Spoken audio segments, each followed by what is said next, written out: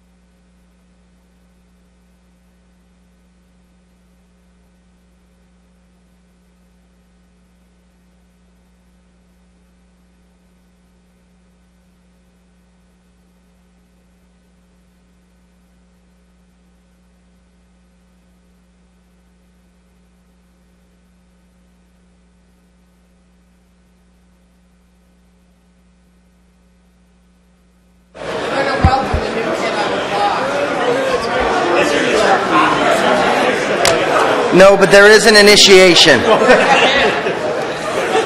Good morning, everyone. I have a quorum of the Planning Committee in the room, so I'd like to call the committee to order and welcome everyone to the 49th meeting of the Planning Environment Committee for the Tuesday, the 26th of February. If you are here to speak to the committee on any of the items that are listed on today's agenda, if you'd fill in a white request to speak form located at the table to my far right underneath that big Ottawa television sign, and bring it to the committee assistant closest to my right. We'll make sure you get on the agenda. And if you wish to provide written comments, but you don't wish to speak to the committee, if you'd, there are also paper there that you can submit written comments, and they will form part of the public record on this item. La présente réunion est une réunion publique afin d'examiner des propositions de modification du plan officiel et de règlement de zonage général des points 3 à 9 à l'ordre du jour aujourd'hui. For those items listed above, only those who make oral submissions today or written submissions before the amendments are adopted may appeal the matter to the Ontario Municipal Board. In addition, the applicant may appeal the matter to the Ontario Municipal Board if Council does not adopt an amendment within 120 days of receipt of a complete application for zoning and 180 days after a complete application for an official plan amendment. Un feuillet de commentaires est disponible à l'entrée pour toute personne désirant soumettre des commentaires écrits concernant les modifications. There is a paper at a comment sheet at the front door for anyone who wants to submit comments. So, first order of business, welcome to Councillor Tierney joining the committee after the midterm governance review. Welcome to the committee. We will, and after that welcome, I'll ask if there are any declarations of interest. None? Okay. Confirmation of minutes. Minutes 48/12th of February. Are they carried? Carried. Okay. Communications, we have a response to an inquiry which Councillor Hobbs wishes to come back to a committee on at its next meeting as a regular agenda item, as she has people who wish to speak to that item. So we will, so that will come back on the 26th. It will. So, item number 1, investment in affordable housing for Ontario. Ontario Renovates program. We have one person registered to speak, Mr. Cutler. Mr. Cutler, you agree with the recommendations? Yes, I do. I have some comments. Okie doke. Okay, we'll hold that one for Mr. Cutler to speak to us. Item number 2 and item number 3 are the zoning and the application to demolish new construction for the Embassy of Iraq. Okay. Sorry. Mr. Faubert, you want to talk to us about this issue? This is really great, you know. First Claridge and now Foten. This is really cool. So why don't you sit down and we'll hold it, we'll come back to it, we'll get everyone up and we'll kind of work our magic. No, he's in opposition, he says. It's to do with visitor parking. We'll come back to it.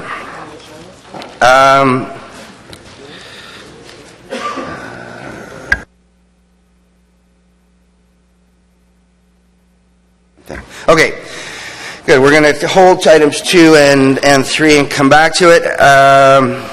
Item number 4, official plan and zoning amendment, 200 Kennevale Drive, 155 Prem Circle. So we will. We have one person registered to speak, Mr. Busby. Mr. Busby, you're happy with the committee? If you agree with the recommendations, you're happy to have the committee carry these recommendations? You don't need to speak to the committee? Okay. Members of the committee, is item number 4 carried?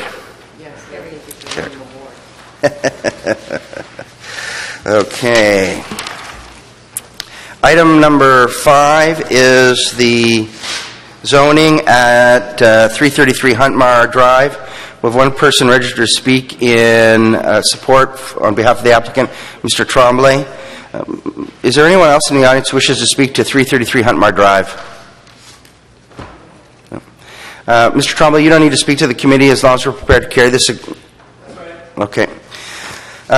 Members of committee, is item number 5 carried? Okay.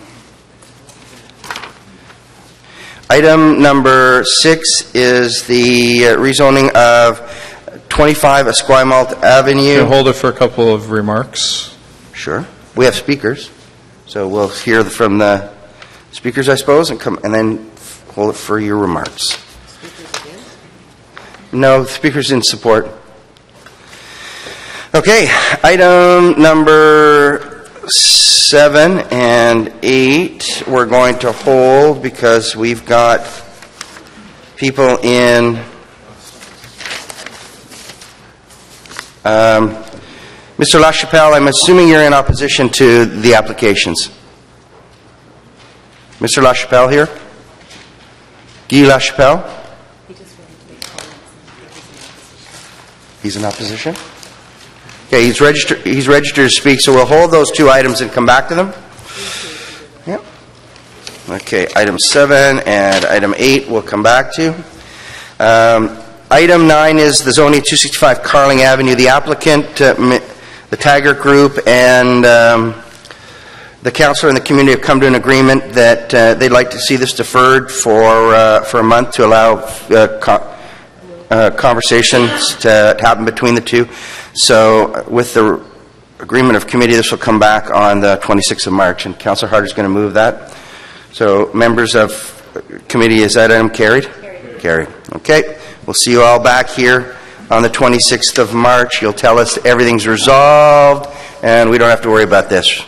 So that's a little editorializing, probably faint hope on my part, but nonetheless. Item number 10 is the Fernbank Community Master Plan Agreement. Ms. Malans is here on behalf of, she's the trustee for the Fernbank Owners Group. She's in support. Is there anyone else in the audience who wishes to speak to item number 10, the Fernbank Community Master Parkland Agreement? No. Okay. Ms. Malans, you don't need to speak to the committee as long as we're prepared to carry this item? Correct. Okay, perfect. Members of committee, is item number 10 carried?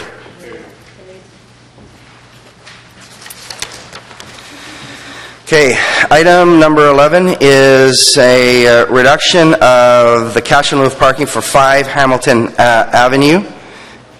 There's no one registered to speak to the committee with respect to this item. Is there anyone on in the audience who wishes to speak to the committee with respect to this item? Okay, I get just one question. I get the cash in lieu issue. But how do we refund them fees that they've already paid? I mean, we have a policy that refunds fees. Mr. Mark? Is this it? So, and we refund fees according to our policy, right? I'm sorry, Mr. Chair, I had not read this report before today. Committee has the authority to refund fees. It has not been the normal practice. So what has been the normal practice? That the cash in lieu would be reduced only. You want to speak to why we should reduce their application fee? We were, at the beginning, I was going to reduce their cash in lieu fees, and just because of timing, we couldn't do it. So we said, go ahead, and we will go through this process to refund them this way. Just because of the urgency for them to set up business, we just didn't have time to do it the other way. Sorry. Does that make sense? No, not really. Well, maybe Mr. Moser. Mr. Moser can help us. Mr. Chair, we do have a policy of giving back funds, and it depends on how much work we've done. In this case, we've done all the work that was needed to process the application, so under our policy, we wouldn't be giving any kind of a refund. Certainly, committee has the purview to do that, but normally with these cash in lieu, once we've done the work, we don't give back the application fees. How much is the application fee? Mr. Chairman, I believe it's about $2,500. I think it is indicated in the report, but order of magnitude, that's per roughly what we're talking about. Councillor Kadri? Thank you, Mr. Chair. And just a question, will this be setting a precedent, as Mr. Mark just said, that we normally don't do this? So it's obviously a precedent setter going forward, and that would be my concern on this particular suggestion or recommendation. Okay. Councillor Harder? I just find it strange because, I mean, from time to time we're asked for the $1, to change the $1 for the cash in lieu, but I don't recall being asked to repay an application fee, and I would have a problem with supporting that. Yes, I would vote for 1 and against 2. Okay. I can't imagine that I would support it anywhere in the city, unless there's some other reason, but I can't. I think that it is problematic, and I think it would be precedent-setting. Hobbs, you want to weigh in on this? I guess the issue is this is at the Parkdale Market. It is not possible to provide parking spots in this particular business location. This business that was just set up in this area had a reduced timeline to open their doors, and at the time we discussed it and I said I'm willing to reduce it to $1, but because the process was in effect and they needed to get their permit very quickly, they went ahead to pay it, and I said I would go through this process to get it refunded. Sorry, but the what did they have to pay? The cash in lieu fees. So, sorry, to get your permit, did they pay the they paid for the parking spots that they were required to? Mr. Chairman, I'm not sure if they've actually finalized the agreement with respect to the cash in lieu approval that was given, but looking very quickly at the councillor's report, both amounts are roughly $2,500. The fee for the reduction in the parking is $2,500. The application fee is also $2,500. This report is speaking to sort of waiving or reducing. I understand what but whether or not that cash in lieu fee has been paid, I'm not sure. Well, Councillor Hobbs, are you before you finish, Councillor Hobbs? Okay. I'm going to move deferral of this so we can get actual information on what it is we'd be voting on. Okay. Well, I moved deferral. Why don't we split it then? Why don't we split it, because we can carry the $1 and then we can deal, and then if you want to move deferral of the fee reduction, that's totally within your purview, or you can vote against it or for it. Okay. No. There was no one registered to speak to item number 11. Sure.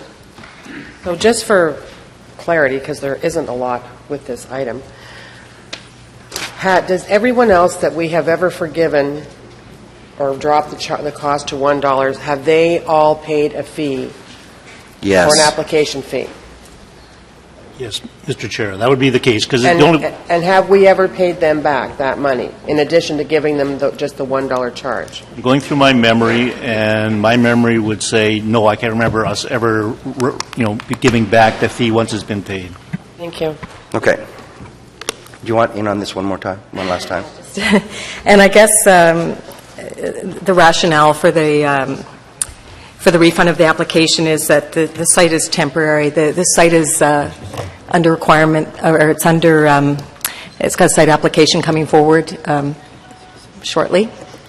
233 Armstrong, that's the location of this particular business. So they are going to have to move and go through this again. So that was the reasoning for refunding the application. So perhaps, rather than doing it this way, because this seems backwards to me, we could give consideration for some of the work having been done when they go to the new location. Mr. Marks left. Is that possible, Mr. Moser? It would be possible if for that new location they would need a cash in lieu. And, until we know what it is, it's hard to determine whether they would need a cash in lieu or not. But at that time, we could have that consideration. Thank you. Okay. You done, Councillor Hobbs? Yes. Okay.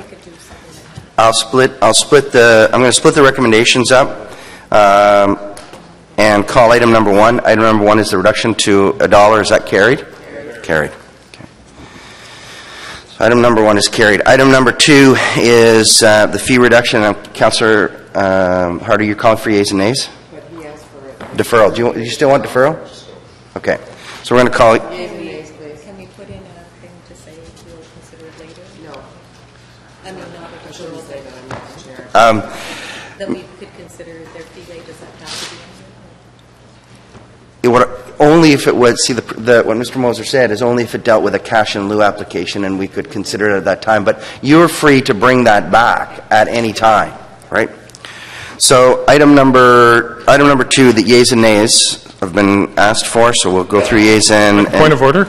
If the councillor's bringing it back at another time, do we even need to vote on it now? Well, the recommendation is before us, and it's not for this specific location. It would be for the new location. All right, okay. Right. If it will require cash in lieu. So item number 2, Councillor Blois. No. Councillor Shirelli. No. Councillor Hobbs. Yes. Councillor Hubley. Yes. Councillor Manette. Yes. Councillor Cadre. No. Councillor Tierney. Yes. Councillor Harder. No. And myself, no. So did I get everybody? Yeah. Okay. So that's lost. Okay. There we go. And we have items previously distributed. We're going to have a presentation on the census. I think we are, anyway. Oh. So and can we receive the Better Neighborhoods funding program? Is that received? Okay. Okay. Let's go back to item number 1.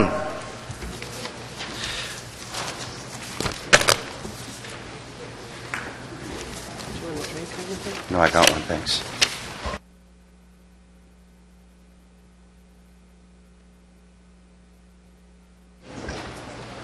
Who's, it's item 1, isn't it? It's the investment in affordable housing? Someone coming up? I'm not going to call you yet. I think we need somebody to, let's give us a quick bit of perspective, and then we'll hear from the delegation.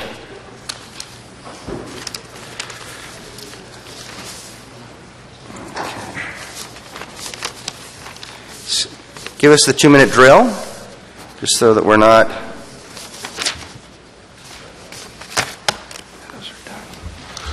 Okay, through you, Mr. Chair. What this report does is it approves some priorities for the component of the Investing in Affordable Housing for Ontario program that Council had approved in January of 2012. In 2012, $2.4 million was allocated towards this program over the 2013 and 14 fiscal years with the province. The program was introduced through the affordable housing programs following CMHC's termination of the RAP program and another seniors home rehabilitation program that was run by Service Canada. The staff report is recommending grants or forgivable loans up to $15,000 to help low-income seniors and households where one or more persons has a disability repair their home or modify it so that they can maintain housed within their communities. That's pretty much it in a nutshell. It also has a second component for landlords of existing affordable housing or rooming houses that allows them to modify their buildings in accordance with, or in principle, in accordance with the AODA to make their buildings more accessible. And again, they have to meet some affordability criteria to qualify for that portion of the program. Yep. And this is money we got from the provincial government? This is 100% funded from the provincial federal governments, yes. Right, okay, yep. Perfect. Are there any questions to staff? No? Okay, Mr. Cutler, if you'd like to come up.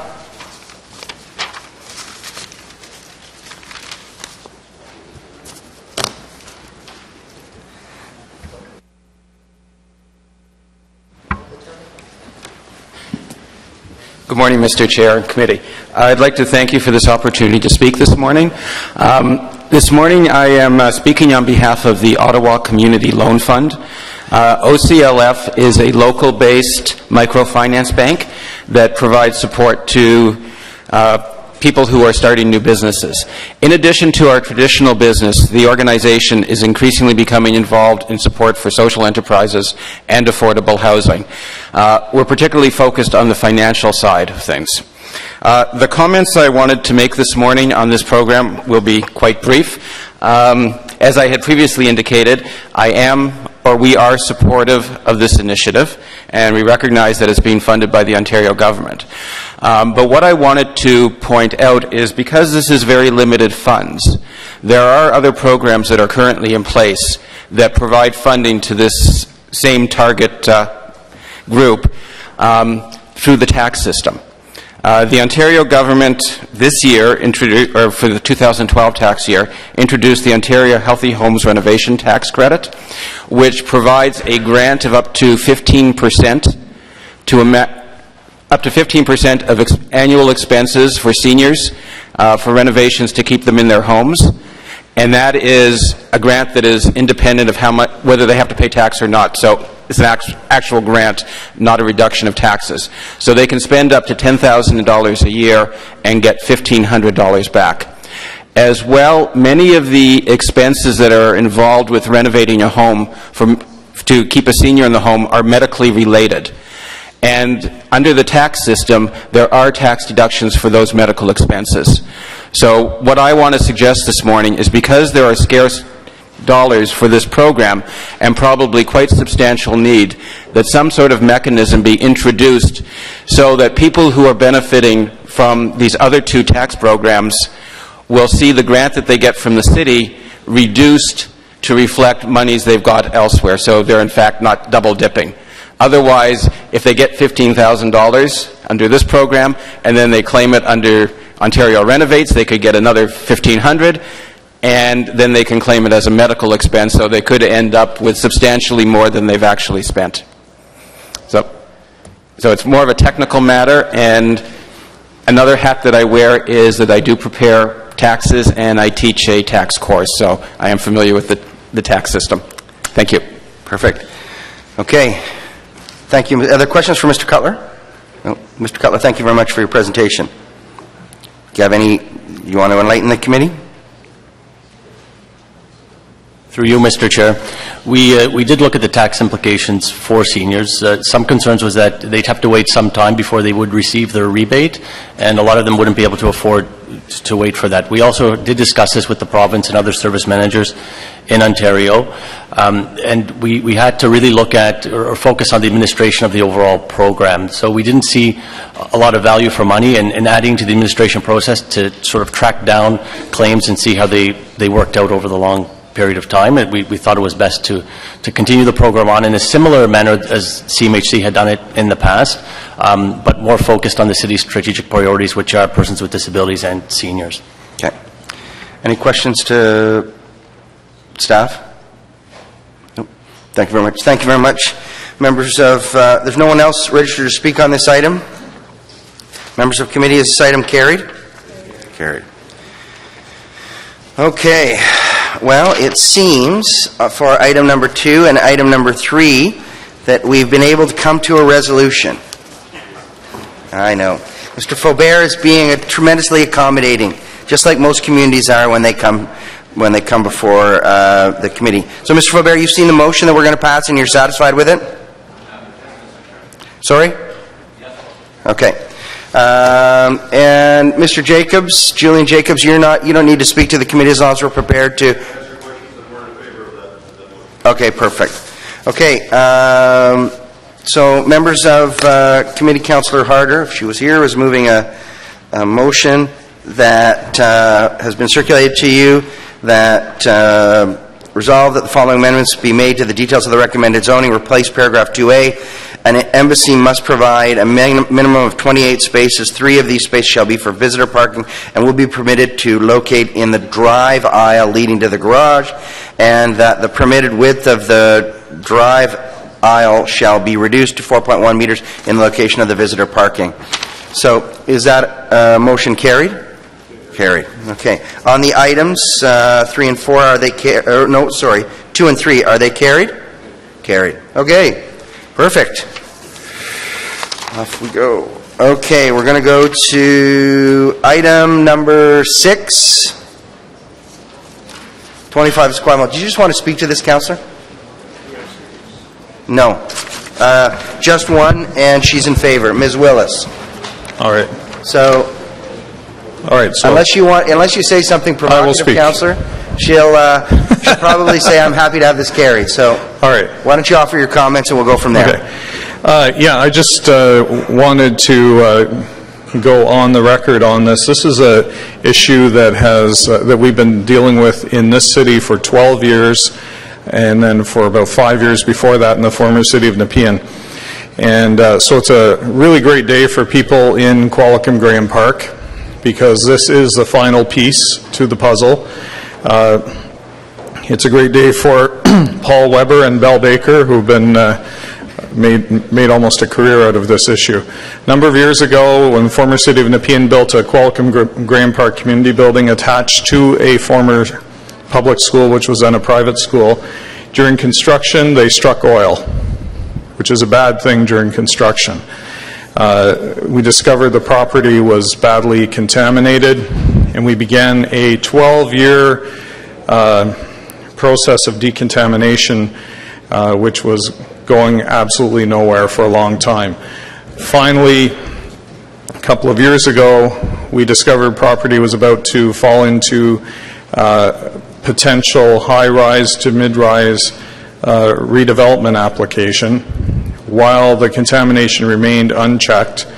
And through a series of proposals to council, you'll recall the council agreed either through expropriation or purchase to acquire the land,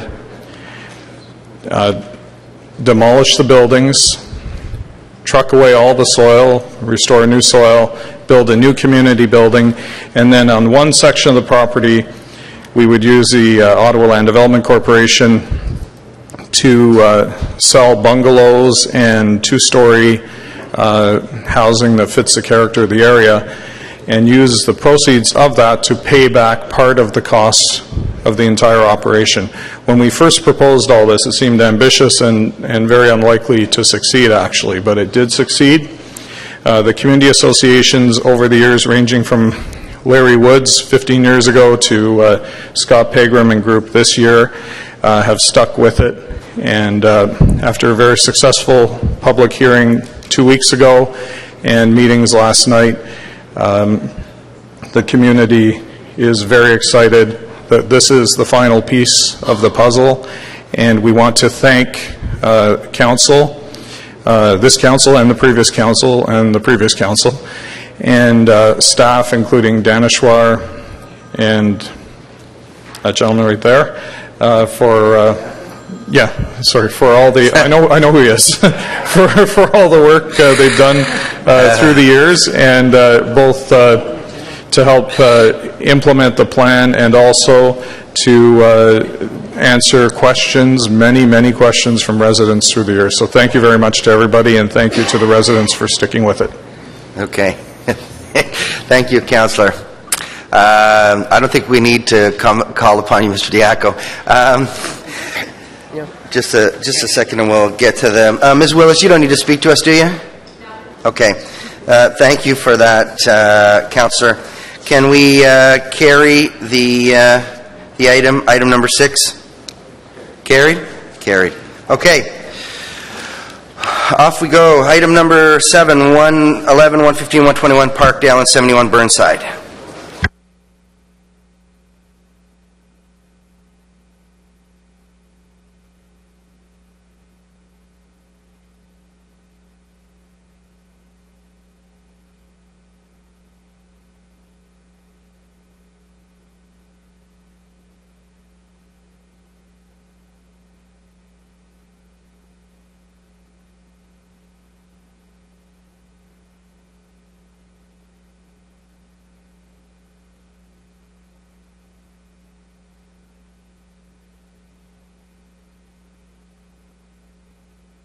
And most people are complaining.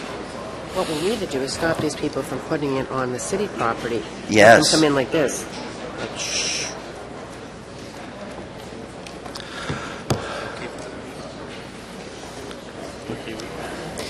Good morning, Mr. Chair and Councillors. We're here today to discuss an application on Parkdale Avenue that will be followed by a subsequent application on the same street, a similar application. And let me guess, you're doing both. That's correct, Mr. Chair. Okay. Fun for you today. And everyone. So the subject property of the first application is 111, 115, and 121 Parkdale Avenue and 71 Burnside Avenue. The subject property is located on the northeast corner of Burnside and Parkdale Avenue. It's north of Scott Street, south of the Ottawa River Parkway, and opposite Tunney's Pasture Complex. The property is about 1,370 square meters in size. It has 46 meters of frontage on Parkdale and 30 meters on Burnside. Right now on the property, there's 2 low-rise apartment dwellings and 2 single-detached dwellings. To the southeast of the property is a mid-low-rise area. Mid to high-rise residential are contained along Parkdale Avenue, north and south of the property. And Tunney's Pasture, as I mentioned, is to the west. Directly north of the subject site is a recently approved site for a 28-story building.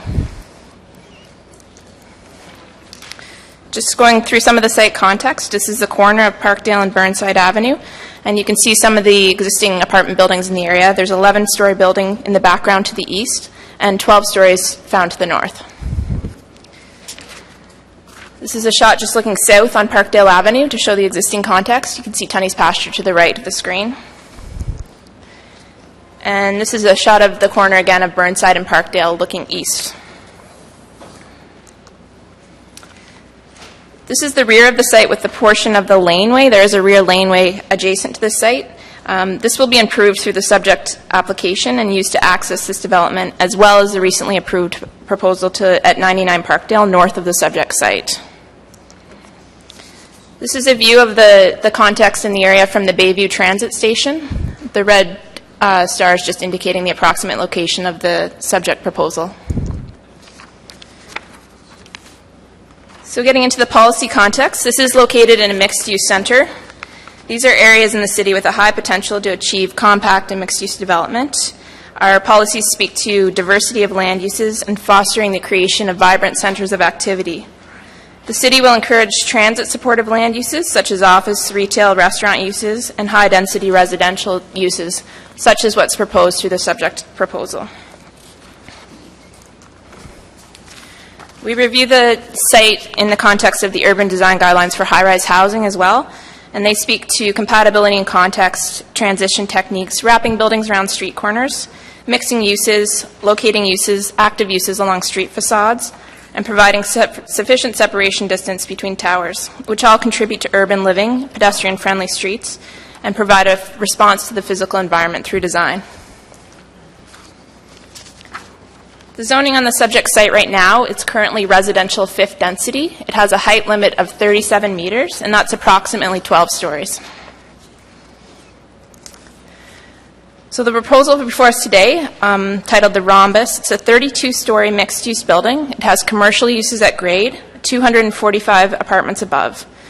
A zoning bylaw amendment before us to introduce commercial uses and site-specific performance standards, and also to combine the requirement for visitor and commercial parking spaces. These are some elevations of the site. So the elevation facing Parkdale Avenue is on the left. You can see that there's some separation shown between the towers of the recently approved proposal north of the subject site, and there's a 2-story podium that's consistent with the also recently approved proposal to the north. These are the other 2 elevations as well, and we'll just move to the rendering shot of the site. Again, you can see the 2-story podium that's created at the bottom of the rhombus here that indicates a pedestrian-friendly environment. There's 2 shapes that are evident in the design here. There's a traditional building and then the rhombus shape that extends to the middle of the building and above the 26th story.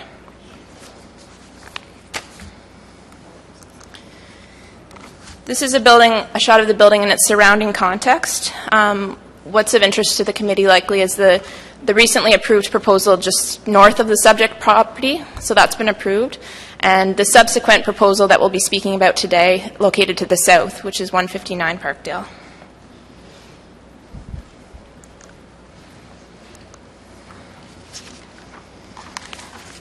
This is a shot showing Parkdale Avenue. It's a bird's eye shot and shows some of the evolution of Parkdale and the relationship between what's existing right now, what's been approved recently to the north, and the subject proposals before us today.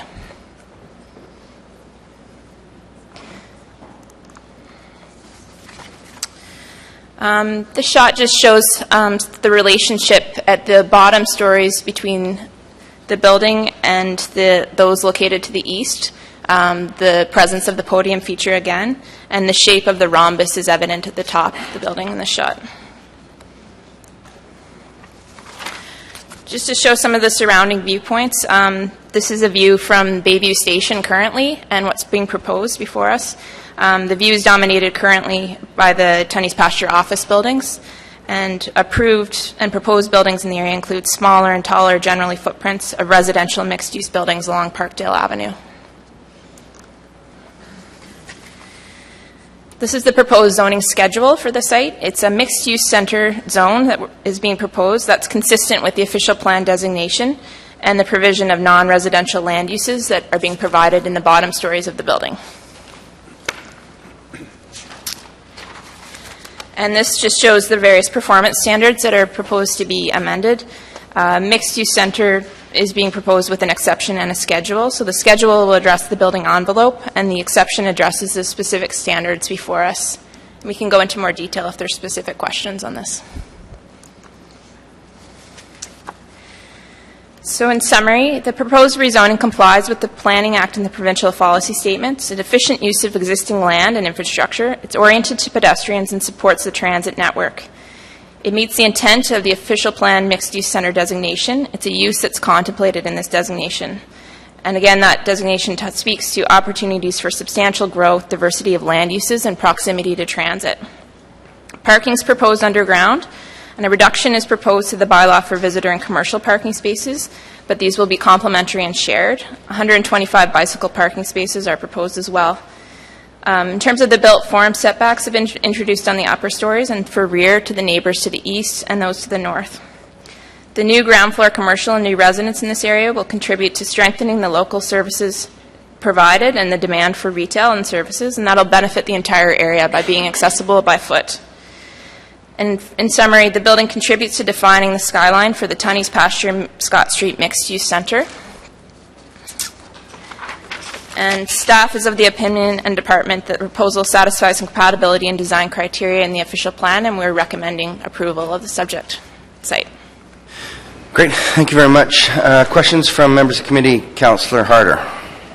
Thank you. Just one quick question with regard, I like this very much, and but I'm wondering how much do we know at this point about what the feds are looking to do in that immediate area too? Just this is a game changer for the area. I mean, I think it's really, really nice looking for a change, and not that we don't have some other nice things, but it's one that's nicer than the norm, and it's got a good fresh look like other big cities that care about design. Having said that, though, you know, with the work that the federal government wants to do at Tunney's, do we know anything about that and how this will fit? Do we have any information on that at all? I think essentially along Parkdale Avenue, what's being proposed on the west side is a series of buildings in the 12 to 15 stories range, and that's based primarily, I think, on our existing zoning context, which recommends buildings in those height ranges. That's their draft proposal at this point. So they're contemplating high-rise buildings as well along the Parkdale Avenue corridor, and our opinion is this isn't out of context with what their draft proposal is at this point. Thank you. I think maybe just to add to that, Mr. Chairman, we are initiating sort of the overall CDP for this area, and part of that will also involve engaging with the federal government with respect to Tunney's pasture and looking to try to integrate the two sort of processes together.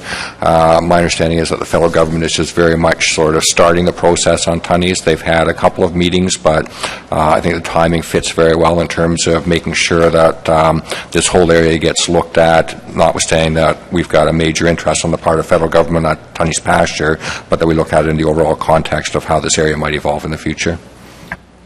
Last comment on transportation. The LRT station at Tunney's is going to be invaluable. So I'm wondering, that's the main reason you're talking about the shared parking, but is there too much parking? The subject application right now, they're meeting the parking requirements for their residential spaces, and then they've opted to share visitor and commercial spaces, which is not unusual for an application where those uses are complementary. There is a maximum cap on parking close to transit stations, but this application's well below that maximum, so it's available. So there was some commentary in the newspaper recently about the architecture of the building. Can you lead me through the design review process that went on? How the building was reshaped? I would expect it was as a result of the peer review that's done through our design review process, but I'd like you to tell us how that happened. By all means, Mr. Chairman, this project was subject to pre-consultation with the City's Urban Design Review Panel. There were a number of comments that were provided as a result of that pre-consultation for consideration by the applicant in further evolving the overall project. And it was also determined, I mean, we've been having ongoing discussions with the UDRP, and I think they're generally recognizing that we're dealing with some fairly significant projects that would benefit from having a focused design review, and this was one of the sites that was identified as an appropriate candidate for a focused design review, where a member of the UDRP who has more expertise in dealing with the design of tall buildings would actually engage in a half-day session with the proponent design team and proponent to look at opportunities to try to advance the design expression of the project to achieve the highest quality that we could. So the issue with the angled top, which was really reflective of sort of that rhombus character, was an element that was identified as being a little bit awkward in the context of this property. It was felt that it was more appropriate to get into a more simplified design expression, given the significance of this tower, and to try to fit more appropriately with the 99 Parkdale Tower next door. And the proponent and the proponent's design team were very open to some of the suggestions that were made. And at the by end of who? the day, The suggestions were made by who? By Mr. Prack, who's a member of the UDRP. The focused design review, not by you. By the focused design review, that's correct. So I think there's a misconception out there that it's the planning department that's sheared off this building, and it's not. It's actually a dialogue that's going back and forth between design professionals. That's correct. It was through the focused design review, which is very much the process that we've laid out when we're dealing with these big projects, to have that opportunity for advancing the design expression of the various developments that are coming forward. Okay. Thank you. Any further questions from committee? Nope. Okay, we have Mr. LaChapelle. Are you here? Mr. LaChapelle, if you'd like to come up. And so you're here on items number 7 and 8. I'm going to let you talk on 7. You can go back and sit down. We have another delegation, and then we'll bring you back up for number 8. We'll go through a very similar process to what we've got here.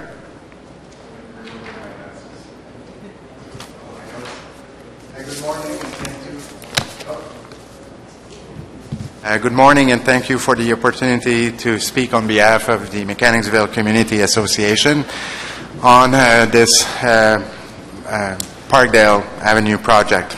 As you may know, the MCA is a new community association that only was reformed as this development was first proposed for Parkdale Avenue.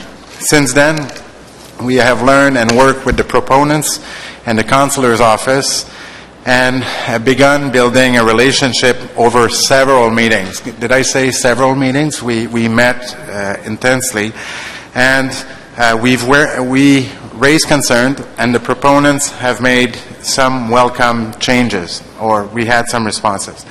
These changes and updates have continued until right now, and as a result, we haven't had a chance to consult the community on the final version of this project in order to prepare the official MCA position on this proposal. In that context, the MCA requests a firm commitment from the City of Ottawa that this tower and the other towers coming at 99, 111 and 159 Parkdale will not form part of the build context for the purpose of completing the CDP for the Scott Street Mechanicsville CDP. So we kind of realize that those buildings have been grandfathered and they will come in, presumably, but we want to make sure that those buildings will not affect the context for the completion of the upcoming CDP. That's very important for our community. That being said, the MCA values greatly the relationship that it has developed so far with the councillor's office, with the proponents, and there are many important concerns going forward, which we look forward working with the proponents in the city to resolve at the site plan phase. The community is concerned with blasting, construction traffic mitigation, treatment and use of the laneway, landscaping and street amenities, community improvement. We are a young community association, but we are here to stay, and I want it to be put on the record. So we want to be involved.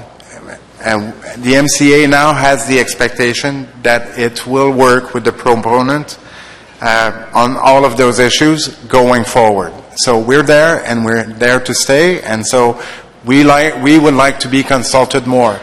And the reality is that community association and people involved in community association are not, pass me the language, they're not dumb. So if we're able to go around a table and discuss complex projects, you would be surprised at what we're willing to do and look at in terms of community improvement. But we have to be involved. If you don't involve us and you don't talk to us, then you don't know what we're thinking. So at the beginning of this process, we had heard about how hard it is to work with proponent and developers and their consultant. But what we became surprised with was our difficulty working with city planning. The proponents came and meet with us repeatedly, but we did not have the same good fortune with the planning department. We had asked to meet to have a clear view of what was coming up in an ensemble as a whole for Parkdale, but we were never able to have a meeting with the planning department. And that's what I'm saying. When decisions are made at the planning department, we would like to be involved. That's moving on forward. That's what we're asking. Finally, I kind of mentioned it. We want the insurance from the city that those projects will not affect the context for Mechanicsville, and in that context, the MCA is requesting a moratorium on mid-rise and high-rise building or proposals pending the completion of the CDP for the Scott Street Mechanicsville neighborhood. So we would request that there is a clear moratorium and that people cannot come in at this point in time and put yet again another proposal on the table for high-rise or mid-rise buildings. So that's the comment I have for 111, and I thank you for your time and for listening to me this morning. You raise actually a very interesting, an excellent point. Mr. Smith, do you want to just comment on the context issue? These two new buildings providing, more of the context for the Scott Street work that Urban Strategies and George Dark's going to be undertaking. That's right, and Ms. Ned might be able to pipe in as well, given that it's her branch that's actually leading it. But basically, the focus in terms of the work that will be undertaken for the Scott Street CDP is really looking at the area and seeing where are the areas that change should be directed to occur, and clearly Parkdale is one of those areas, the proximity to transit. The Mechanicsville neighborhood, I think, is probably going to get looked at very differently in terms of the nature of change that might be appropriate within that area, but these are items that will be very much part and parcel of discussions that will be underway with the community involved, with our consultants, with staff, to understand what the overall direction should be for articulating how change will occur. And like I said, there's that relationship also with what might be happening at Tunney's Pasture. But this is really very much the extent of the definition of where that significant change will be. And as you move further into the community, I would anticipate there will be a lot of consideration to the nature of change there being less than the more significant projects you see along the edges. Okay. Ms. Nunn, do you have anything else you wanted to add to what Mr. Smith? Mr. Chairman, no. Mr. Smith covered well. Thank you. Okay. Sure. I'm just going to say, Councillor Hobbs has a question for you, Mr. LaChapelle, but just in that context question, I'll endeavor to make sure that you meet with Mr. Dark, who's our consultant on the site, who's going to be framing some of these, the recommendations, and we'll make sure that you can speak directly to him, and so that he understands your concerns and your issues, because I think it's a very good point. The second thing I will commit to you is that you'll get your meeting with the planning department, and that looks not only at what is here, but what is on the horizon to the best of your ability. We don't know why that happened, but you'll get your meeting with the planning department. And I'm not sure we can respond to the mid-rise CDP, mid-rise high-rise moratorium.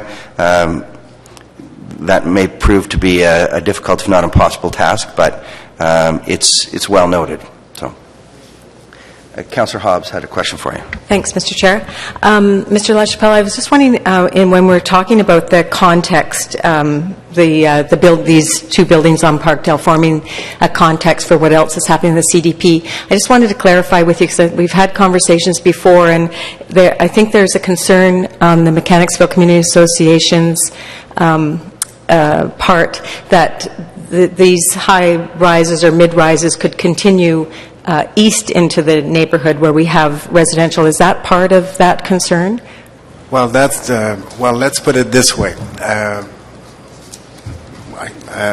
What we see is that those three buildings, 99, 111, and 159, are certainly creating a context of very big or very high rises on Parkdale. And the reality is that we don't want promoters to turn around and say, okay, we'll slope it down to La Roche Park. Yeah. Going from Parkdale and just zooming down to the park, that's the concern we have. So we understand that those buildings in some fashion will come or will probably be approved, but we're saying, okay, the CDP should probably have been there a long time ago, but we're doing that process now, and so we don't want to be thwarted in the CDP process by other proposals that might come in the next 6 months or in the next year. Yeah. So that's why we're asking for a moratorium. That's why we're concerned. Thank you very much, because there are a lot of properties within the Mechanicsville residential streets today that have been bought up, and this is a real fear that things could change in that area if this provided a context. Today it's zoned mixed use, which allows 4 stories about.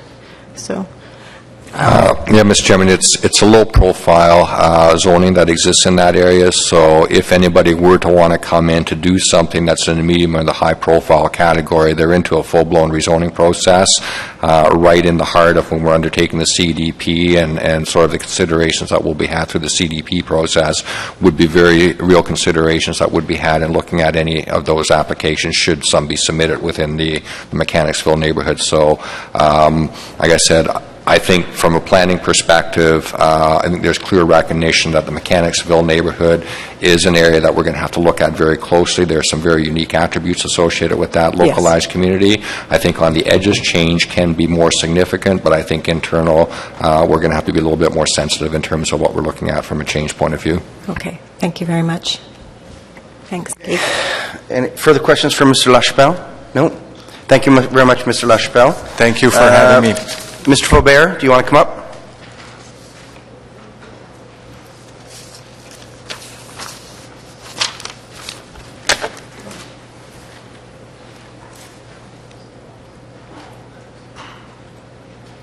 Thank you, Mr. Chairman, members of committee. I really have nothing to add further on the planning. I think it's been covered well by staff, and actually was a very comprehensive and well-written report from my perspective. I do want to really thank the councillor and the community association for what we see from our side as a very positive process.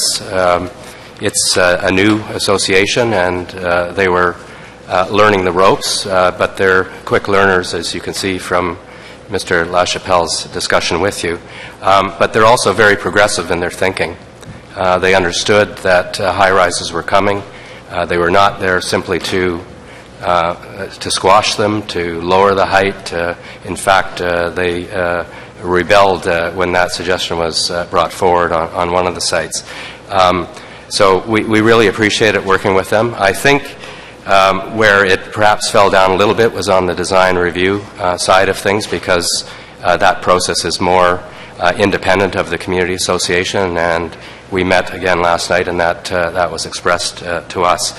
I would say on the design review process that it was also a very positive process, and in looking at the future of the design review panel, I think you should understand that it's the half-day sessions with one or two of the key individuals that have the most positive impact, in my opinion, in shaping the design of buildings. That's a much more meaningful dialogue than the panel process, where we've got 5 minutes to talk and then we just hear comments. So I would hope that, as we move into reviewing the design review panel, that we would consider the opportunity to have this type of process. We did it at 500 Preston. We've done it on this site, and I think in both cases it was a very positive outcome.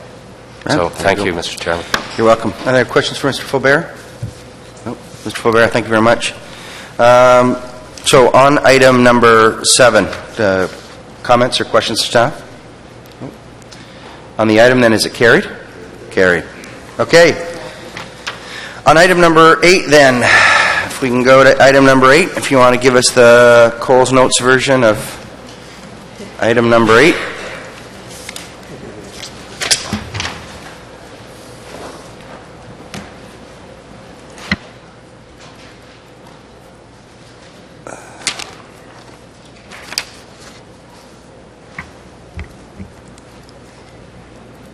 Good morning, Mr. Chair and Councillors. I will do so give the Coles Notes version of this presentation because the context is very similar to that of the application we just saw before us. So in this case, we're looking at an application at 159 to 167 Parkdale Avenue. I want to, before we start, just reference that was a point that was brought up to me by the Community Association properly, in that the subject of the report, there was comments included from the Hintonburg Community Association, but that an editing error on my part left out reference to the Mechanicsville Community Association, where their comments were identical to those. So that reference to the Mechanicsville communication was incorrectly left out of my report, and I apologize to them for that. But the comments themselves are included in the report and the response. So again, this building is located further south of the site that we just saw. It's on the corner of Parkdale and Lyndale Avenue. It's got a similar size, and we'll just go through the context quite quickly. So again, it's located further south. On the site right now, there is a single detached dwelling, a 3-story apartment, and a restaurant on this particular site. This is looking north on Parkdale. And you can see in the background there's a 15-story building, the Parkdale Soho, that was approved a couple years ago. That's close to this site. This is the corner of Lyndale and Parkdale Avenue. And there's also a lane behind this subject site that's currently being used up to the border of the site where the pavement ends, and then it's unused beyond that portion. This is just a shot from the Tunney's Pasture complex of the site in its context, and again from the Bayview Transit Station. So in terms of policy context, I won't rehash this. It's again in the mixed-use center. We again look at the urban design guidelines in evaluating the proposal. The zoning is exactly the same as the proposal we saw previously, so it's got a current height limit on it right now of 12 stories. So just to get into some specifics of this particular proposal, it's a 30-story mixed-use building. It's got commercial uses at grade and on the second stories, and 210 apartments above it. The bylaw amendment proposes to introduce non-residential uses and site-specific performance standards, and again, to combine the requirement for visitor and commercial parking spaces. The building includes a 2-story podium on the rear of the subject site that borders some low-rise development to the east, and that podium increases up to 3 stories to the north of the subject site. And this is some design views of the subject site. Again, looking south. And this is the site in its context, showing, again, recently approved buildings, the 2 recently approved buildings to the north, and the subject site here. This shot now shows the relationship between the lower 3 floors. You can see the podium that steps down towards the east to the low-rise community to the east, and the separation that exists between the apartment to the north again. Context shot, and one from Bayview Station. So it's a similar application in that we've got a zoning schedule associated. We're proposing a mixed-use center, again, consistent with the official plan designation and the non-residential uses in the building. And then there's specific performance standards that are proposed to be addressed through the amendment. It's a very similar planning rationale to this subject site. Meets the intent of the mixed-use center designation. There's opportunities for substantial growth here, and it's close to a transit station. So in summary, we're of the opinion that the proposal satisfies compatibility and design criteria, and we're recommending approval of the subject proposal. Thank you. Thank you very much for your presentation. Are there questions from members of committee? I have one, actually. We didn't actually support this originally, did we? Mr. Chairman, when the application came in, we had some concerns in terms of the height, and we thought it appropriate for the applicant to take a look at some alternatives that might reduce the height, right? Okay, which they did. So let's stop there. And then we went out and we had it peer reviewed. That's correct. So we went through. So you had concerns. Your staff had concerns. And I think this is important because this is background that no one ever hears about. That's correct. And so when this came forward, we said we're really concerned about this. We went out and we had it peer reviewed. Now we had it peer reviewed by a planner who does work for the development industry. By a planner who does not work for the development industry. Who does not work for the development industry. Okay, so it's a plan. So we had concerns. We had it peer reviewed by a planner who does not work for the development industry, and the result was. His opinion was that while lower building could be made to work, he had no issues with the higher building and felt the higher building was a very appropriate program for the site, that it had certain advantages to it that the lower profile building would not have. In the context of our policies? In the context of our policies, that's correct. Okay, so, and this is an interesting sort of how we got to where we are. We had thought lower building better. It conformed to our policies. We had it peer reviewed, and the peer reviewer came back and said, I don't think you're right here. So, in fact, it didn't substantiate your original position. That's correct. His opinion was that the 30-story was a very appropriate form for this site in the context of our policy framework, and his opinion was that it had various benefits that another built form that were lower profile would not necessarily have, particularly with respect to a smaller floor plate, greater separation between towers, and in his view, this was very much of an appropriate approach to take in terms of developing this site, notwithstanding the concerns that we would have had. So, as a result, you receive this peer review, you have to take it into account, you have to take the applicant's requirements and the community's desires, and when all is said and done, what we have before you is the recommended staff report. That's correct, Mr. Chairman. Okay. Okay. Are there questions from members of the committee to staff? No? Okay. Mr. LaChapelle, if you'd like to come up. Okay.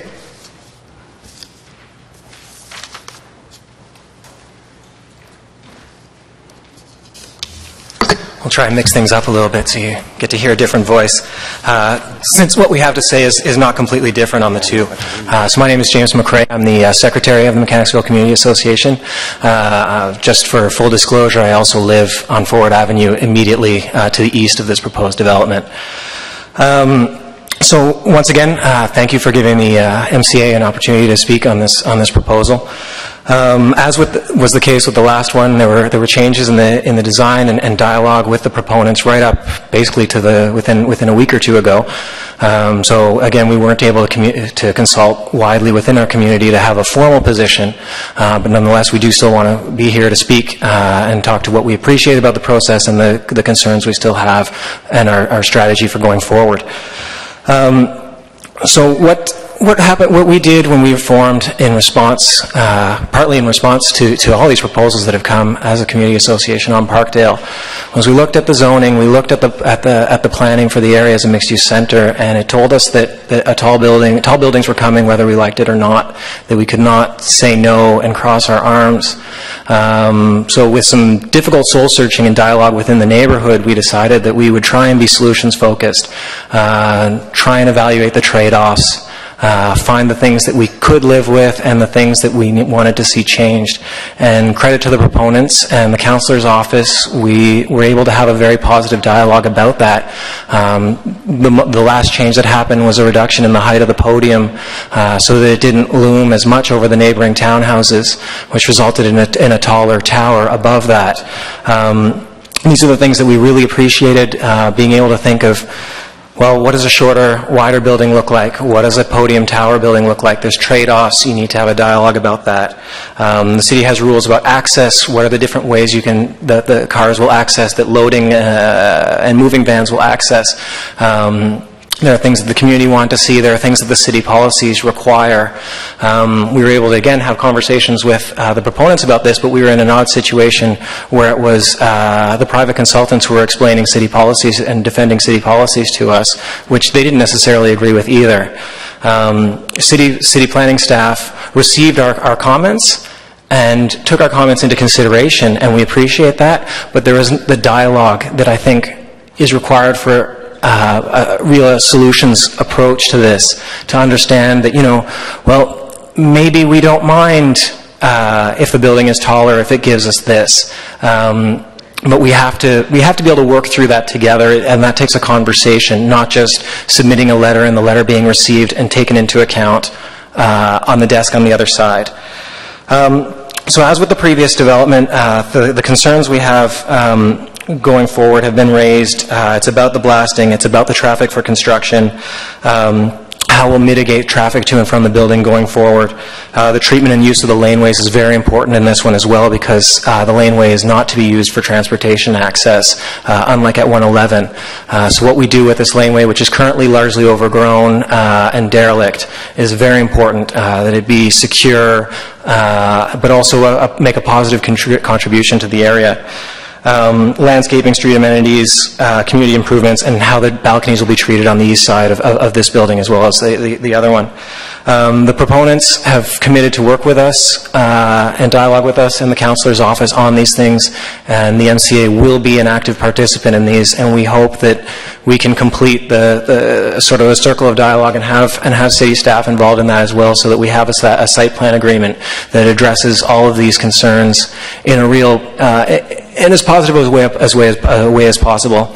And the last thing I would like to reiterate is the comment about the impact that we don't want to see these developments have on the CDP, which is to say our neighborhood is very small. It's really only about 3 streets wide after you take Parkdale out, before you get to the park. There's no room in our neighborhood for a transition zone from these high-rises down when it comes to the CDP. So we don't want to get into some of the conversations that have come up over and over again in Preston Carling, where it's tall buildings and small buildings, and well, no, we'll just angle it in between and then we have a nice... We can't do that. If there is a transition zone in Mechanicsville, the neighborhood proper in the interior of the neighborhood, which is low-rise now, there will be no more low-rise neighborhood inside. There won't be the family homes that there are now. It can support a great deal of intensification at 4 or 5 stories, with stacked townhouses, with low-rise apartments, with duplexes and semi-detached. That'll bring a lot of families and a lot of life and growth into our neighborhood without destroying it, and in a manner that's complementary to these high-rises that are being permitted on Parkdale and what will happen going forward when, on the Bayview Yards and on the NCC lands on the east side of the neighborhood. So once again, thank you very much for your time and for listening to our concerns. Thank you very much. Are there questions from members of the committee? No? Oh. Okay. Thank you very much for your presentation. Well done. And our next speaker is Mr. Lay. Mr. Jack, if you would like to come up. Mr. Jack, you don't want to come up? Okay. Mr. Lay, are you coming up?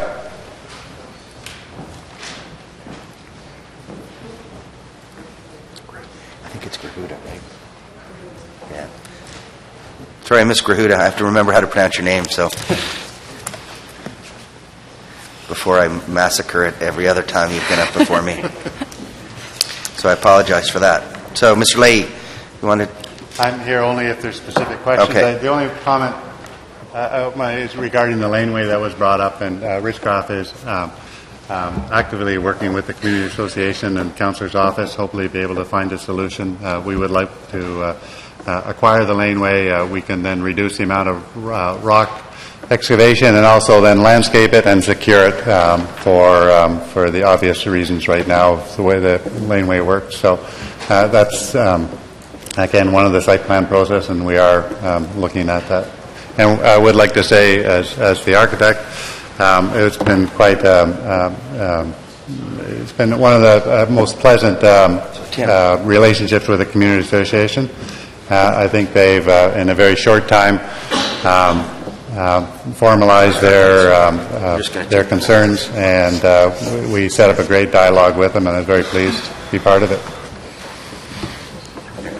Thank you. Do you have anything else? I would just like to add on Mr. Lahey's point that we really appreciate the opportunity to work so closely with the Community Association, the councillor and staff to come to a design that I think we're all fairly content with, and Witchcraft is very much committed to addressing the site plan concerns and continuing to work with the Community Association, affected members of the public as well as the councillor to come to a site plan that I think we can all be content with as well. Okay. Perfect. Okay, thank you. Any questions for the delegations? No? Thank you very much. Councillor, you have questions for staff? Thanks, Mr. Chair. Just in regards to the lane, I know there's a review of lanes going on in the city right now, and have there been any decisions made or any thoughts as far as retaining ownership of this lane or what we're going to do with the lane? That's a new motion. I think, Mr. Chair, as Mr. Leahy indicated, that's clearly going to be an item that I think we'll be looking at more closely when we're dealing with the site plan application. You're correct. I mean, there is the whole sort of issue with respect to lanes. This lane in particular, we note that it's not like the lane adjacent to 111 or or the project further up. This one does not allow for that continuous movement from one street to the next, so it's a bit of a different situation. It's not being used to provide access. In fact, some of the properties further to the north have assumed the lane, and they end up becoming part of the parking areas. So I think this is an opportunity that we can take a look at a little bit further. I'm really not in a position right now today to give an indication on that. I just, I appreciate that, and the reason why I'm bringing it up is that we do want to make sure that this lane remains for the use of the community. They walk their dogs there. I mean, there's today it's not in that great a shape, but it is an area that the community does want to use, and if there was a daycare, for example, in this building, I wouldn't want that lane to be taken away to become the required playground for a daycare. We would like it always to be for a community use, and I think that's something that I guess could be worked out through the site plan process. So I just wanted to get that concern out on the record, because I know that's one of the things, and Mr. McRae alluded to the lane, and that's one of the concerns that the Mechanicsville Community Association had. And I just, there was...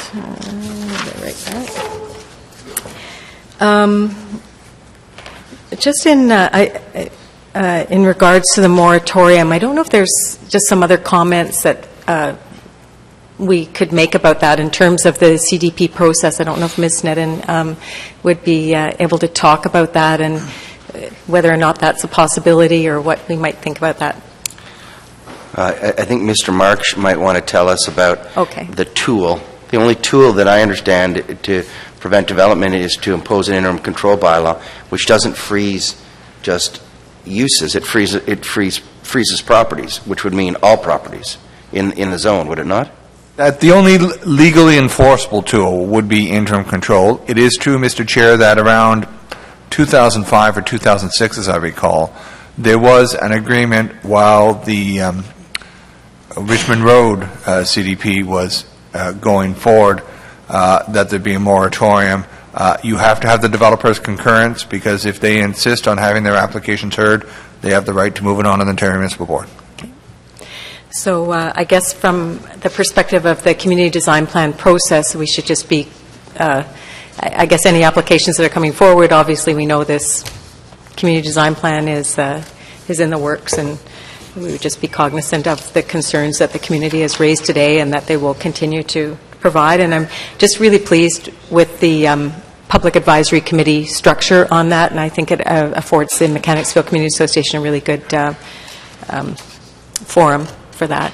And I do want to just say quickly thanks so much to you, Aaron, for doing these reports. I think they're excellent. I really appreciate all the hard work that's happened on this file from the planning staff and Mr. Smits. Really, I know sometimes it might have felt like you weren't there in the community, but I know there was changes on this file, who was responsible for this file, and lots of different things going on in terms of the design review panel. So it was complicated, and I just wanted to say I appreciate all the work that you did on this. Thank you very much. Through you, Mr. Chair. Thank you, Councillor Hobbs. Okay. Okay, so are there any other questions to staff? Nope. Okay, we have two motions to deal with before we deal with the staff report. One adds a medical use as to the zoning. Right now, as I understand it, a daycare, restaurant, office, retail food store, convenience store, artist studio, bank machine, and personal service businesses are allowed, and we are going to add a medical facility to that suite of uses, and that's as a result of a discussion between the Community Association and the applicant, and we would support that, would we not? We wouldn't have issue with that, Mr. Chair. No. Right, okay. So Councillor Hobbs then is moving that we add that use to the program. So is that carried? Carried. Okay, and the second motion relates to the ability for Richcraft to undertake improvements to La Roche Park. So I guess Richcraft has proposed that they would be able to, as most developers do, say, I can do it cheaper, faster, better, super califragilisticexpialidocious. And unfortunately, sometimes we stand, there are some bureaucratic hurdles that stand in the way of doing that. So Councillor Hobbs is requesting that we that we authorize city staff to finalize an agreement with Richcraft Homes for the improvement of LaRoche Park, allowing the use of councillors. Well, I mean, we don't have to allow it, but we're saying utilizing the Ward 15 cash and lieu funds, and such agreement to require the concurrence of the ward councillor. So, is that carried? Carried. Okay. So Richcraft can make that park look fabulous. There we go. So on the, and if it doesn't, we'll come back with pictures and we'll show it. They'll be the poster child for, you said you could do it, but you didn't. So pressure's on them now. So on the item then, is it carried? Carried. Okay, good. Okay, let's go to item, information previously distributed, item A. Did we say we're going to have a brief presentation or not? Okay. Maybe we should, Councillor Harder wanted one, and I thought we were going to do one, so. Well, I think it's only a few minutes, and I think it's important. I mean, I certainly want to, unless no one else wants it, I don't care. No, come on. on. Yeah, they Mr. do. Cross, if you come up.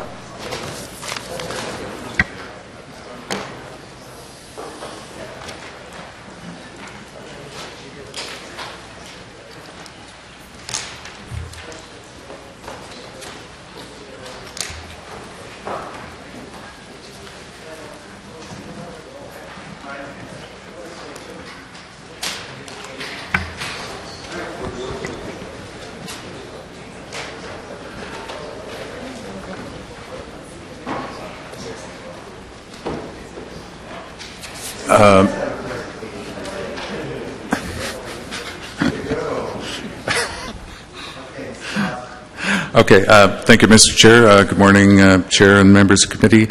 I'm just going to do a fairly quick overview of the results of the 2011 census and implications for the city and the wards. There's a great deal of information in the census. One could probably write a small book or maybe a large book, but I'll just pick on some of the highlights. So in overview, I think the headlines are that for many years, changes that we've seen in the, what you might call the inner city, the areas inside the Greenbelt, what we see in the 2011 census is many of those changes now moving out into the suburban areas outside the Greenbelt. Specifically, the aging of the population is growing significantly in what I'll call the suburbs. There's a marked transition to smaller households outside the Greenbelt. Well, overall, just a shift of inner to outer Greenbelt population dynamics. There's the city's languages makeup continues to evolve, and I'll also touch on just basic population growth by ward. So, aging in the suburban areas, as I said, for many years, that was associated with areas inside the Greenbelt. And 2011 census, what I think is remarkable is that, in particular, Orleans, Canada, and Barrhaven have picked up a lot of the aging population. And I think this is...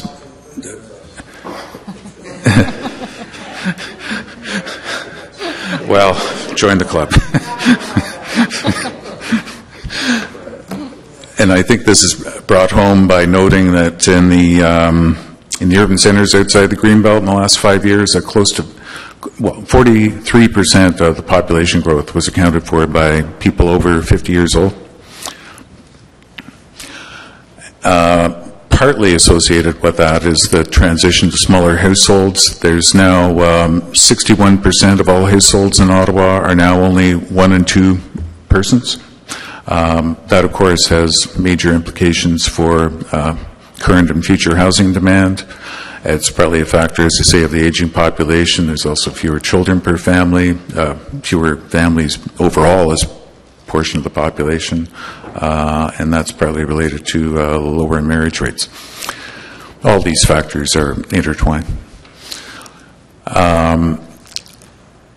Other changes are also shifting to the outer areas. Lone parent families, I think also be fair to say that for many years that was associated with inner areas of the city.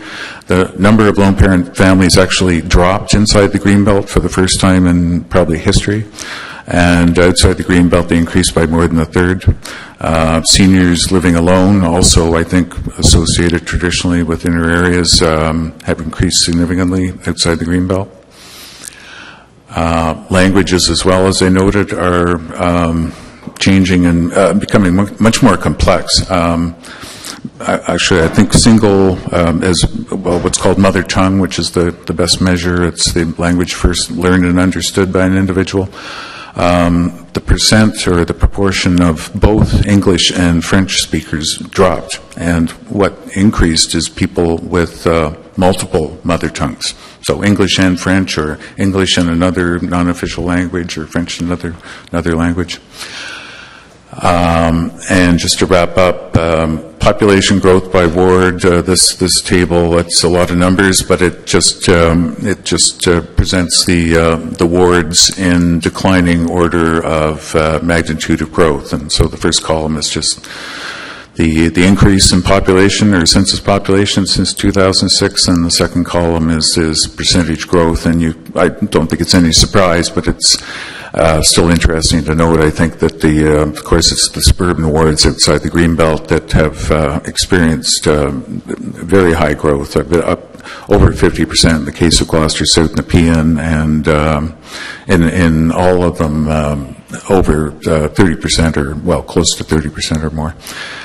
And I think what's also interesting that unlike past censuses where quite a few of the inner wards have either not grown or actually dropped in population, there's been growth in virtually every single ward. And in cases such as Somerset Ward and some of the Rito Vanier, there's been 4 to 5% population growth, which is significant, and of course that's due to intensification. So if you have any questions, I'd be happy to answer. Well, as you know, I've been waiting for this, and even though we have the information, it's really outdated already, based on when they did the counts and when we're getting the information now and just the rate of growth that we have. I guess my biggest question would be, what are we going to do with the information? How are we going to make the changes that we need to reflect the changes in our cultures, in our ages, in our growth areas? For example, traditionally we think about building rec centers or senior centers in the very traditional urban areas. But now, I mean, you see the growth of the aging community is in the suburbs, across the city. So how are you going to tie, as one example, this information to that? Well, we have you might say a circle of census users across departments within the city, and we share this information on a regular basis with the service providers, and they are the best suited to understand how the changes in the population will impact their services. As you note, it covers a wide range of services, recreation and social services, as well as our own department, of course. I want to be sure that we are going to be able to reflect the changes, though. Now that we have the information, and it was a long time coming, and it'll be a long time before we get the next information.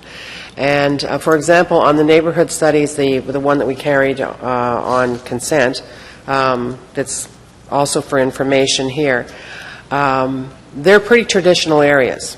Okay, so my question would be, and it's because it's all linked into neighborhood studies, it's part of our planning committee now, how are we going to condition ourselves to be thinking differently about those applications as they come in?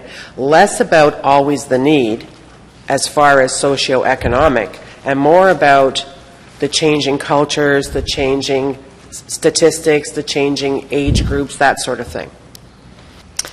Mr. Chairman, to respond to that, Councillor Harder, with the Neighbourhood Connection Office, I think that group will help to provide some of that information back to our department in particular, and we will certainly share that information out and what we learn and what the needs are within communities back to the Development Review Group, as you've noted, in terms of what would be the needs further in the community and through our community design plans, and how we can be tying this information in that Mr. Cross has provided. And would you agree that it's important, especially now that we're close to being at the end of the Building a Livable Ottawa, that we are considering the survey, I know it's going to take the year, but the survey, the input, is the end of this week. God knows we're going to set a record for public participation. I think we're over 5,000 now. The next closest that we've ever had in a survey was 700. So we've done a really, really good job in getting that out. So I want to know, how are we going to be, again, using this information and dealing with that? For example, with the growth in the suburban areas, and it's clear, like if you track it on a map, I have a map in my office that shows it from Stittsville right through Barrhaven, Riverside South, Leitrim, Finley Creek, and to Cumberland. That's where the growth is in huge, huge numbers, more than any other place. So we can't always be expecting those people to pay for all the changes within the old part of the city, within the Greenbelt, and have them waiting continuously for development charges. And then not even have some of those development charges aren't even exclusive to the places that are doing the most. So how are we going to do that? And before you answer, if we don't know how we're going to do that, we need to know how we do that before we move forward with our official plan.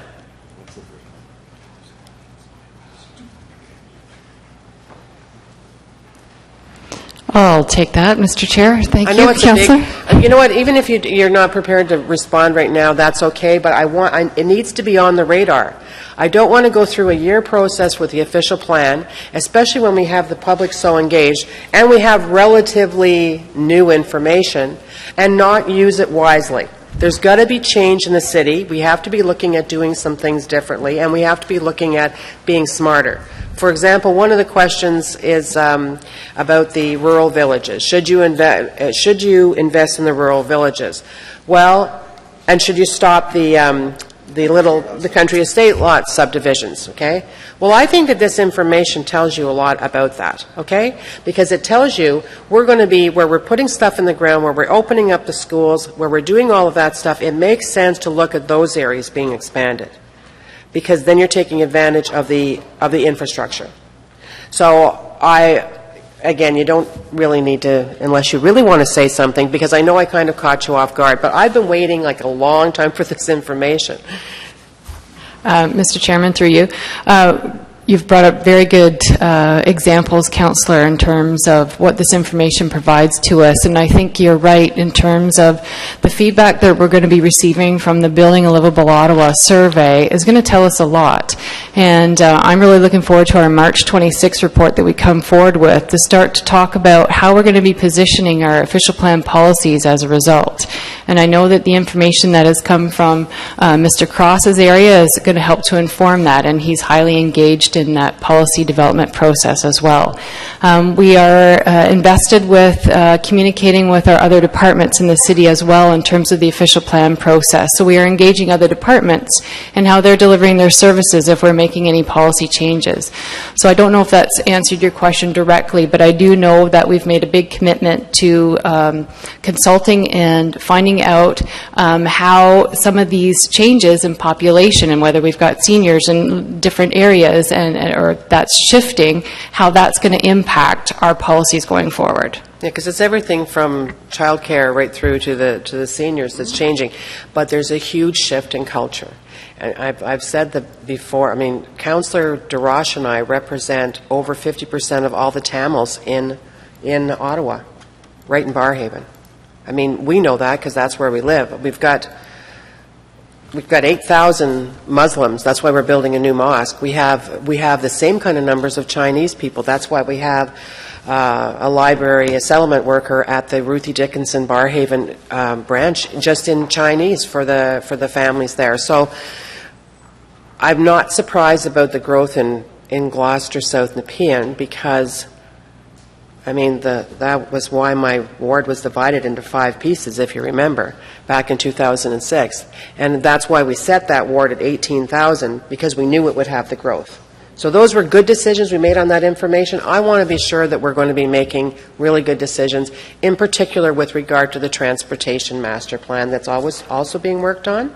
Because I think some of the questions really that we see in that survey are not relevant to the information, or they're not commonsensical, if you will, to the information. You can't just brush with one brush.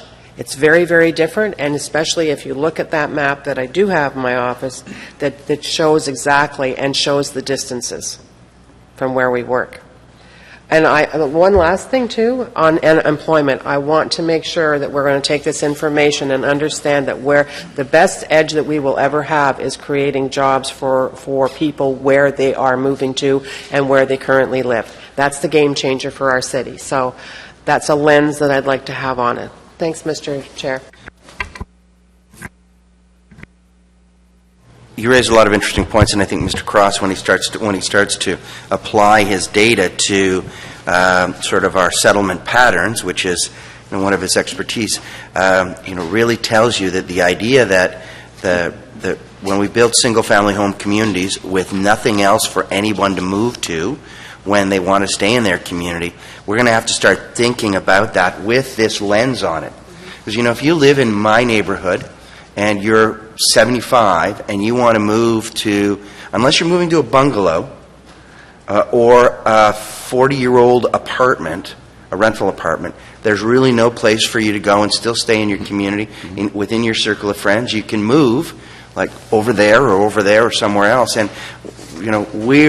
we lost that battle in our area, but you don't have to lose it in yours, because that's a reality. People say, well, I'm now moving way away, and now I'm driving to visit my daughter or my son, or babysit the grandkids, and as that shifts, if we're not providing for that accommodation, we're not creating complete communities, which I think, Mr. Cross, you would argue that that's where the data is sending us. Well, certainly, Chair, that's one of the things. Yes, it's very important. Okay, and when you start to look at we talk about the peak period, right? And in the OP, and the transportation master plan is important. But I can tell you, no, but when you start to look at how the demographic moves, and when people in those different demographics travel, they don't all travel between 7 and 9 o'clock, right? So we're going to have to start thinking differently about when do people travel who are no longer in the workforce, and when are the people in the workforce traveling, and what's that proportion, and what does that do to our transportation network? So anyway, Should we invest in the communities as opposed to... Exactly. Councillor Blois. Thank you, Mr. Chair. The thoughts that you just threw out there, I hope you keep them in mind when one of my development applications comes forward shortly. And it's actually the kind of development that does that, and yet people think it's going to ruin their neighborhood. So you'll hear interesting arguments, and I'm sure you'll be able to counter that. So. I will do my best. But just with respect to the data that's provided here, first of all, the presentation you gave, is it going to, I don't see it online here. Is it going to be posted, or I don't... Through the chair, we can absolutely have that posted. Because I can't find it right now. Just a real quick question, though. The data that comes forward from the census, there are times when I question how accurate it is. And do you ever validate, like if there's something that seems out of sync? And I'm looking at Innes Ward, for instance, and the reference period, it's showing a 1.3% increase in population. Yet I've been dealing with significant growth challenges where we just can't keep up over that reference period. That doesn't seem reflected. So unless I have a major exodus in other areas, these numbers don't seem to be accurate for me. And do we check the integrity of this kind of data? And not saying that we would verify every number that comes from the census. Certainly. Through the chair, Councillor, you have to bear in mind that the census is never 100% accurate. It's it's irreplaceable because of the wealth of information it provides, but it always undercounts, and in our own population estimates, we try to account for that. But in your specific ward, we do know that there was one significant change in the last census, and that is that they did not count the population that were inmates at the Ottawa Carleton Detention Centre, and that was roughly about 500 people. So it's not a small. So we're not comparing apples and oranges then, because no, not entirely. And as I say, the census, well, like any data source, it's never perfect. Okay. And as I say, there's also undercounting. So that, right. And we don't know for sure because it never reports below the citywide level when they do their undercount estimates. That is to say, StatCan. But it may be that in your ward that perhaps undercounting was worse than average. Well, I'm just looking at if you took the number of building permits over that period of time in one concentrated area, and actually what the explanation you gave just makes sense, because the area that's had by most growth is showing a loss of population, and that would account for the detention center not being counted this time around. So that, I'm sure, was a factor. Yeah. Okay. Thank you. Okay. Anybody else on this? Councillor Cheney? Great. Thank you for the presentation, and I also have some more concerns that Councillor Blois has. I'm just thinking ahead about some of the data and not necessarily the accuracy. I guess my question is, we have this new tool for economic development called Locate Ottawa. And if you go check out the Locate Ottawa website, it reflects that it's a far different population count for the year 2011 for Beacon Hill Searville versus the one that's issued in the data that we're looking at here. It's off by the magnitude of about 7,000 or 8,000 residents. That's a pretty substantial difference. Same with, I've looked at some other wards of colleagues beside me. So can you tell me where the Locate Ottawa data comes from versus the stuff we've seen today? No, you raised an excellent point, Councillor. Locate Ottawa, the population data on that site actually reports for the Ottawa-Gatineau census metropolitan area. So it's 250,000 more people than the city of Ottawa. So it's very different population. Okay, but I'm actually looking at the specific ward detail for Beacon Hill Searville, and it reflects 39,167 versus the Statistics Canada data for the same year that says 33,155. I'd have to assume the Locate Ottawa data are there two different methodologies in collecting the information? And if so, I think the Locate Ottawa one makes a lot more sense. It's more reflective of the population.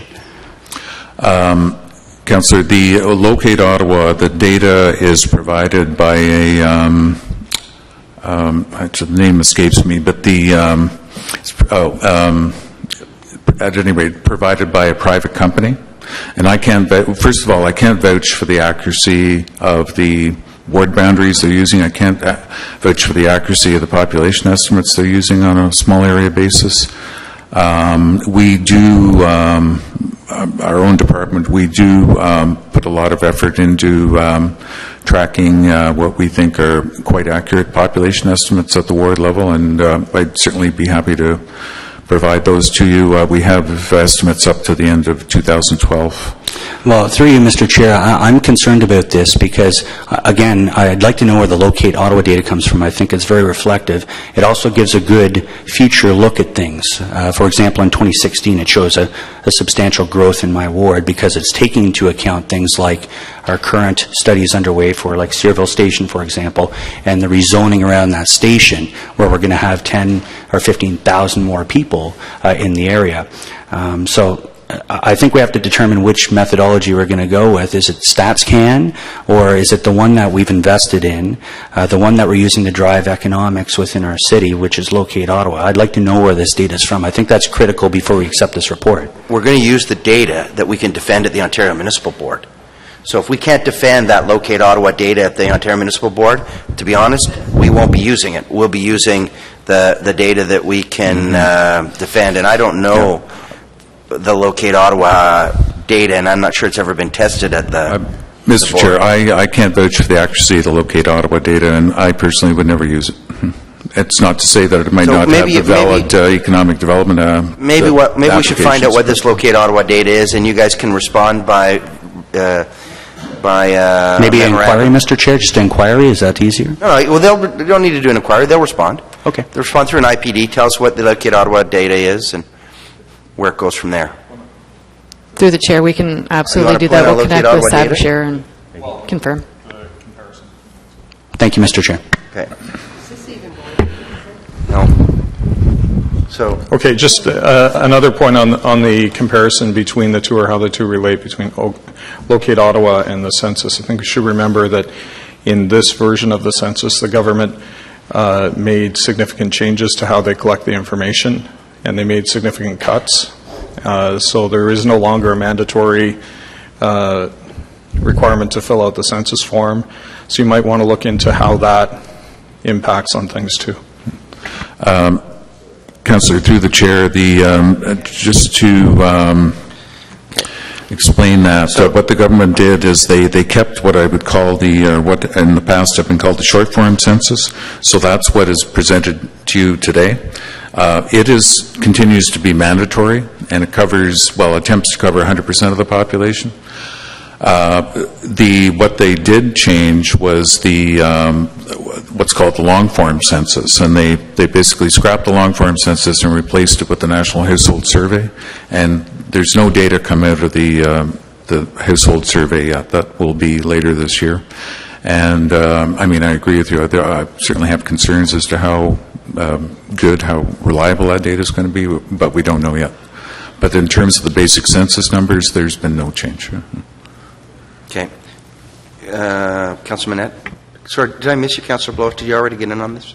Yes. Okay, sorry. Councilor Manette? Thank you, Mr. Chair. No, I remember it. I just didn't know if you had gotten on the list again. Sorry. Okay.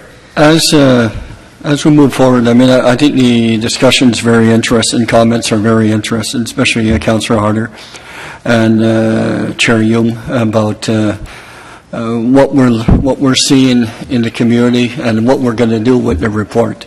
I think it clearly identifies that suburban community is a choice of the residents of the City of Ottawa. It's a preferred choice, and we're seeing a large increase in Orleans, Barrhaven, and so on.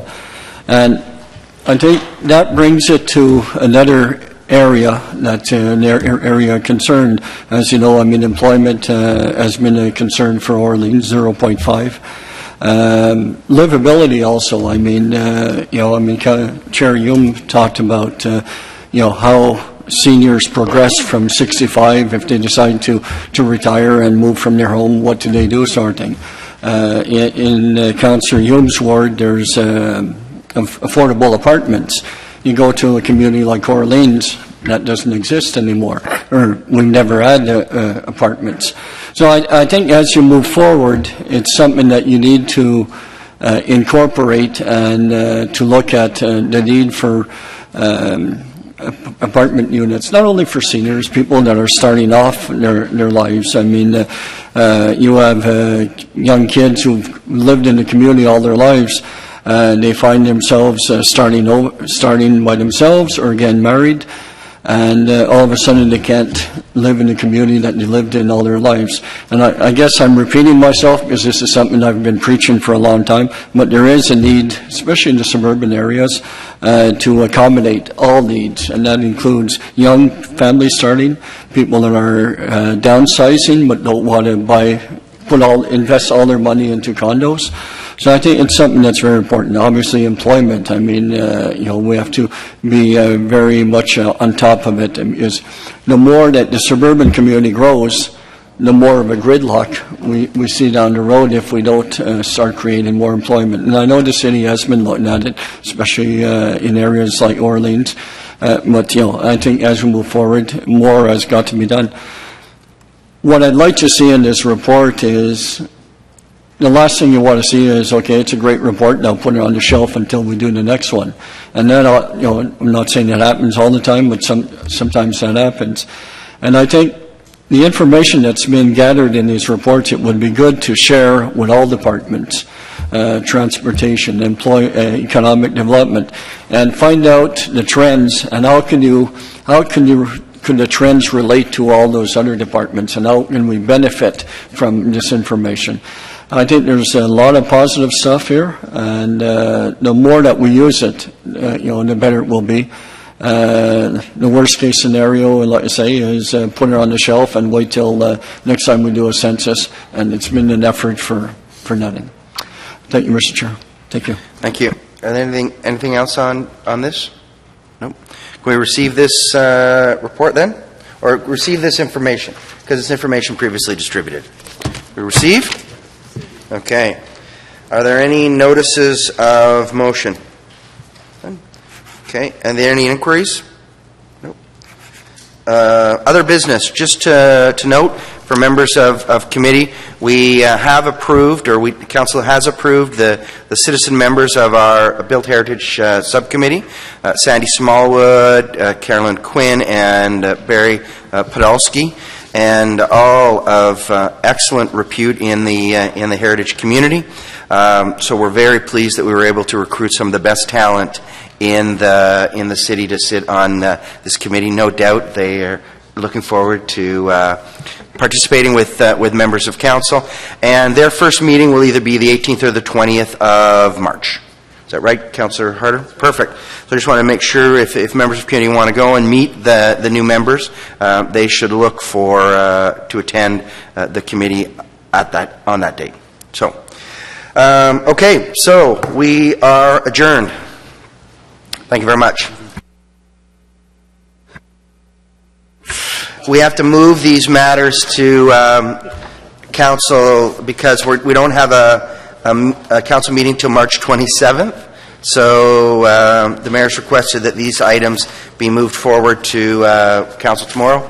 So is Councillor Harder will move that. So is that carried? Carried. Perfect. Thank you very much. We're adjourned until March 26th. Yeah, bring a sleeping bag. Big meeting. Okay.